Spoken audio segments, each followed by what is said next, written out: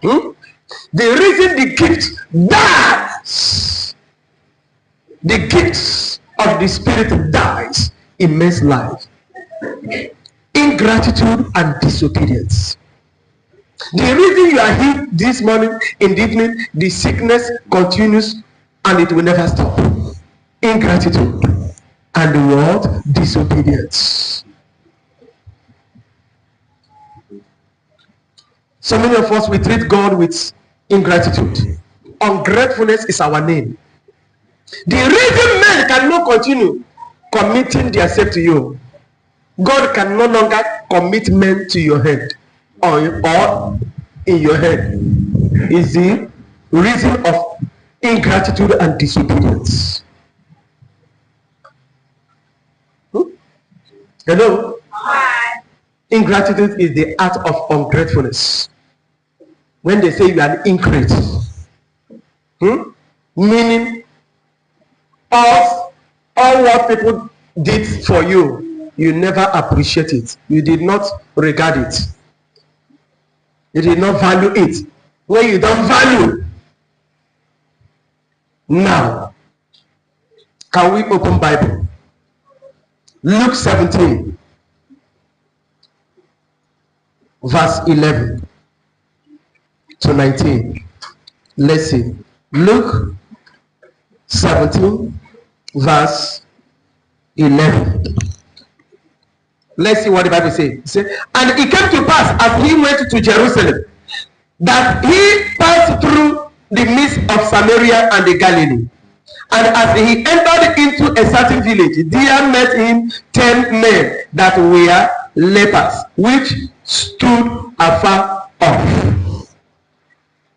He said, Jesus Christ entered a city, and the 10 men that had leprosy, that were diseased, came to him. Can somebody continue from there, read verse 13? And they came to him for healing. Not about coming to church or to God. Of what heart? God blesses through the heart. God will only give you miracle, and miracle can start when your heart. When there is no stubbornness, when there is no ingratitude, when there is no disobedience in your heart. If your heart is nothing disobedient, hatred, many of you are coming with a craftiness. You are here with a craftiness, wickedness. You are not here with your open mind. Even when you are dealing with men, you are not dealing with them with open heart, with honesty. You are dealing them with a crooked heart. Wickedness, evil is perceived in your heart. Let me get what I'm looking for. I will dump him. I will dump her. I will destroy her. I will kill her.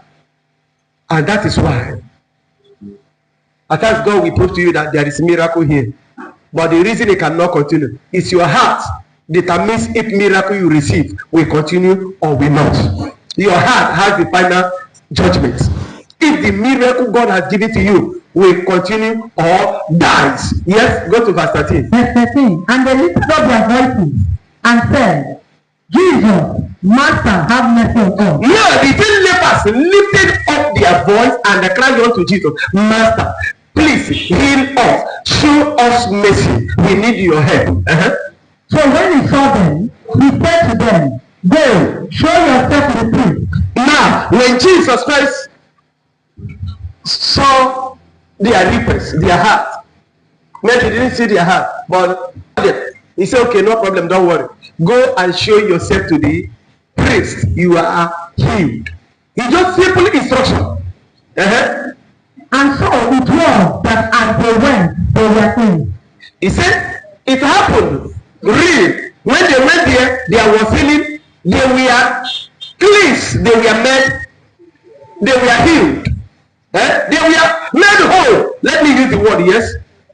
And one of them, when he saw that he was healed, returned, and with a loud voice, he was healed.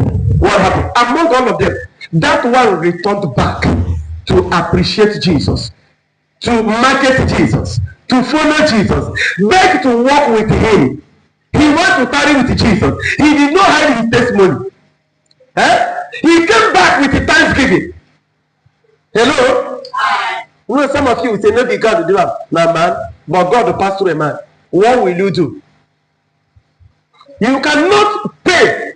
You cannot do your thanksgiving for what God will use another man to do in another man.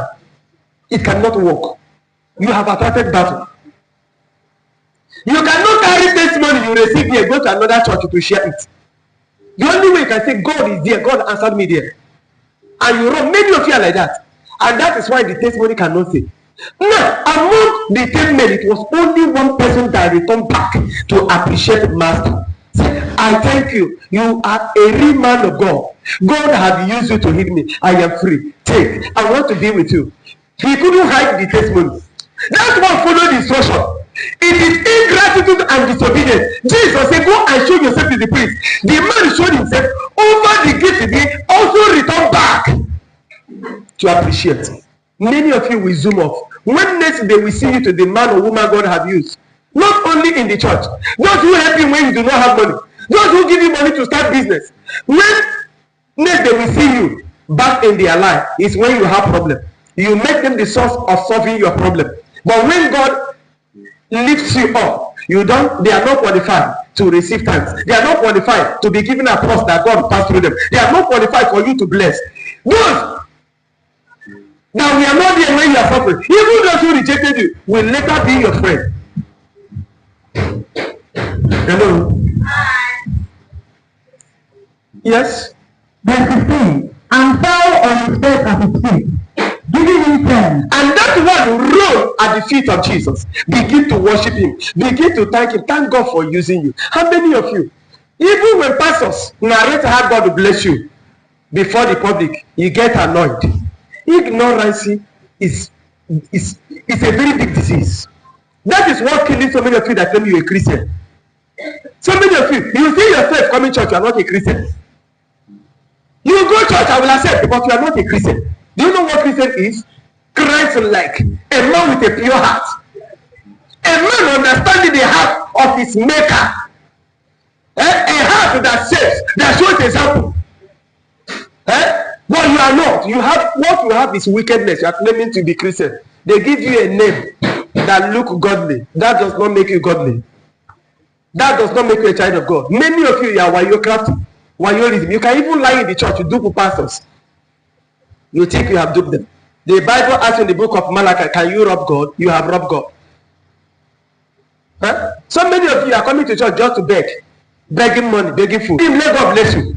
You have turned the Bible upside down. I know men of God can bless. They are doing their work. It's good. But you, hey, I'm going to that church. They say the man will give you money. They say the man will do you this. Shame on you. You are not going for God. How can God bless you? When you put your mind in another man's pocket. When you deposit your heart in somebody's purse, how will then God bless you? What happened to your purse? You close it. It means you are praying, telling God, please transfer my blessing to that man. Let him use my glory so that I will remain a beggar. Alule, Oraini Neveroba, Orure, Olainile, Alainile, Olaini Neveroba, Ianile, Alamunabie, Oraini Neveroba. Whatever you are doing has reward. Either your neighbor, you are doing it to your neighbor or to God or to anyone, there is a reward. When you have done wickedness, what will be your reward? Death. You do good, what will be your reward? Eternal life. Do good here on earth so that you will live good health, good name, long life, prosperity and heaven at last. Many of you don't know how to approach God. Don't know how to approach men. Yes, read on. Verse 17. So Jesus answered and said, were there not 10 spoons? But where are the 9? And Jesus was angry. He answered, said, we are came back to appreciate. Were there not any found who returned to give glory to God except for this foreigner? He said, only you that is a stranger, me, an unbeliever before who never knew about God, was the one that returned back. So all these ones that claim to be Christians, They are jumping here and there. So none of them came back. They didn't value. If you don't value what God has done, the thing will escape your head. If you don't value what God is giving to you, it will expire. It will expire. If you don't value God in your life, His promises in your life is irrevocable, and it can be revoked at any moment.